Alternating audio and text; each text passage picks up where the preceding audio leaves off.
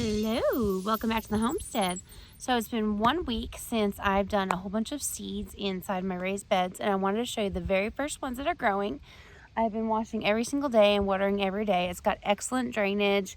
There's no hard clumpy clay. It's really soft and supple. So the first two are arugula. That's the very first one that started to sprout. And then the next one that I see is iceberg lettuce, and it's starting to sprout right here. You can kind of see it. It's coming up. We're supposed to get a really heavy rain tonight, so I hope it doesn't wash these little seedlings away. They're pretty firmly in there. I thought I'd see some more like progress or growth with the Walla Walla onion sprouts, or seedlings. I keep calling them sprouts. I went around a couple days ago and I took off all the old yellow, brown, crusty looking pieces on the edges, and some of the tops have turned brown, and then I've kind of snipped those off with my thumb, but they haven't really grown much that I've seen. I've had a little bit of problems with Bonnie because she decided that she's going to start digging in my raised beds. So we're going to have an alternative issue here to probably fence in this whole raised bed area. I'm not quite sure. She won't stay in the goat pen. She's wonderful. I love her, but she can't be digging up my onions. If she would have done it in these beds with all these like thousands of seeds, I would have been very, very upset with her. So here's the Walla Walla. I didn't love the way that they looked. They're pretty dried out from the store. So what I did was I picked off like these big, long, dead pieces. And I actually snapped off pieces like this, and now they just seem to be getting worse. So we'll see. This is my first time with onions. That's a good sign. Look, new growth. New growth's always a good sign. So if these were the two first seedling leaves, that would be the new growth. I'm okay with that. Looks good. Now on to see the disaster that Bonnie caused. Just got home. Have been gone all day at a wedding shower and then picking up some Nigerian dwarfs. And this used to be my tomato bed that I was prepping, and it had a beautiful row of onions in it. Now it's got beautiful 2 holes in it that my dog dug.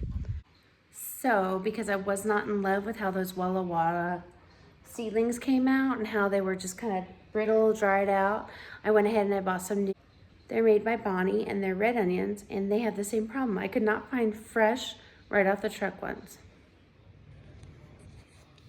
So what I did with these was I took them out and I soaked them in water. They've been soaking in water for about 2 days. It's got to be a better start instead of planting them directly. They're doing the same thing. See, they're dying at the tip. And of course, they're already dead at the bottom because they were too long without water. So that's what I'm doing with these onion seedlings, just to see if maybe when I plant them that their roots will go deeper, faster, and actually like transplant better and not be so brown and crusty like these are. Gotta thank my neighbor for the word crusty. She's got me saying it now. Before we go back out, let's take a quick look at everything that I planted last Monday. So I've got these Jiffy 6-packs with many cells in it. And then I do have it sitting on a heat pad, a seed mat. It does look like there's moisture in there. These are my tomatoes, eggplant, peppers. Oh my gosh, let's look at these. So that's blueberries, so that's so exciting. That's so encouraging. These are my small cherry tomatoes, the blueberry varieties, and my cream berries. Looks like that's all that's happening over here. Those are the ones I was most excited about. Now let's look at this one. Nothing yet out of all those except Cherokee Purple. Cherokee Purple is sprouting up. See anything else? No? Oh, yes. Pineapple tomatoes are actually sprouting up. That is so exciting. And if you're like me, you're always crammed into these smallest spots of the house where you can't move around much. Look, no room. I chose this area so I could have the light from the north is all I have. I do not have any south windows. And then, of course, because I can have an outlet to plug in my seedling mats. And then, of course, cover them for a greenhouse effect. And I am very pleased. These were done on Monday, so today's Sunday, so that's 6 days. And I do have some seedlings coming up. That's very encouraging. Now we can go back outside. So one of the adventures I had today after the bridal shower for my lovely Riley and my brother Andrew was to pick up some goats. And I told myself I did not need any more goats. However, last week I did sell the little baby from Sorsha Mad Mardigan. He was such a sweet little boy, but he really needed to go with somebody else so they could start loving on him and making him tame. He was being a little rascal, just running around, springing around like Tigger. And I have no need for another boy on my farm. So it was time for him to go. He took a bottle really good that night. I talked to the new people that bought him, and he's doing well. So with that, I promised the kids, let's just buy another Nigerian Dwarf Doe, and then it'll kind of offset from the baby boy that we had, and then maybe we could breed some more. So this morning there was a Facebook post by this sweet family that had 2 Nigerian Dwarfs, solid white. I'm just addicted to the solid white animals. Look at this. That's a lot of white goats.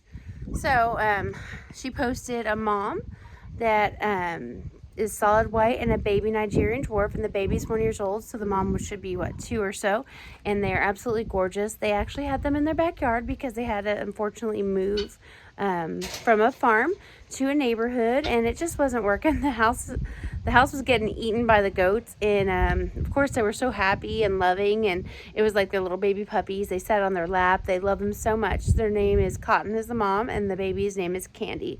And I couldn't resist. I did not want any more goats, but after having Sorsha's baby, he was so cute. And Maddie's blue eyes, I just can't resist. So I added on to my Nigerian Dwarf herd. So now I've got 3 females and then Mad Mardigan. Sorsha, of course, you know already, if you follow us or subscribe, is solid black with a little white, kind of an upside down Oklahoma sign. And then these 2 beautiful babies, Cotton and Candy, are solid white. Take a look at her. She's a little dominant. She is doing a lot of headbutting. That is Candy, and this is Cotton. That's the mama, and that's the baby. They're absolutely beautiful. Hi. Hi, honey. And they're really friendly. They're so sweet. Look at them. Hi, baby. Yep. Just like their mama said, they're like lap dogs. They just, when you sit down, they want to be on your lap. Oh, hi, gorgeous. This is the baby. She's so cute. And that's the mama. Look at it. It's so cute. Hi. Can I touch your beard? I love it. I think it's great. And I love your horns. I've never had a Nigerian with horns before, and I absolutely love them. Both of you are so cute. Look at you. What's up with this not focusing? And there's Whiskey again with his butt as close as he can get to his mom, protecting me. He always does this. Backs up to me.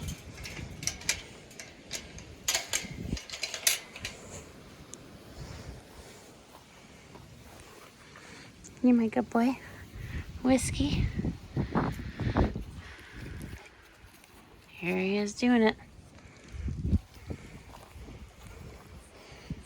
Most of the time he'll back up until he can touch me. And then we're good together, aren't we? We're good together after that, huh, Whiskey? Does anybody else's donkey do that? Comment below and tell me if your donkey does that. Backs his booty all the way up to touch you, no matter what you're doing. Fixing fence, oh, you know, and then there's Bonnie wanting some lovin's. What, am I talking too much about this donkey, Bonnie? What? Am I talking too much about the donkey? Not giving you enough credit. You tore up my flower bed today. Yeah, you did. Anyways, comment below if you have a donkey that loves to just back himself up to you and keep you protected and give you his little booty butt. Because Whiskey loves doing that. Bonnie, what is your problem? You like being on the donkey's back? What is your problem? So I went and picked them up. I just put them in a dog kennel, and that is their little shelter that they love, their little house. And Jeremy's asked me to take the trailer off because he needs the truck tomorrow.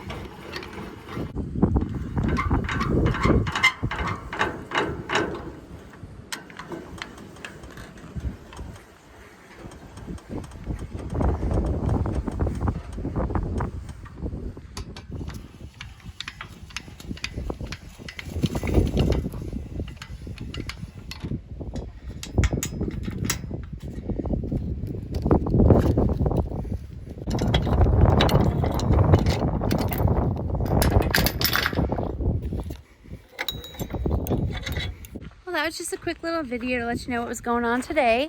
It was very windy, but also very warm today. I'm hoping tomorrow's warm with no wind. I hope that all the rain that happens tonight won't demolish all my seeds that I planted a week ago. Maybe I'll just let them flourish. I hope it doesn't wash them away. They're pretty packed. Maybe that's why they haven't sprouted except the arugula and iceberg. But I want you to have a great night. I will see you soon. And if you like our videos, please subscribe. Have a good one.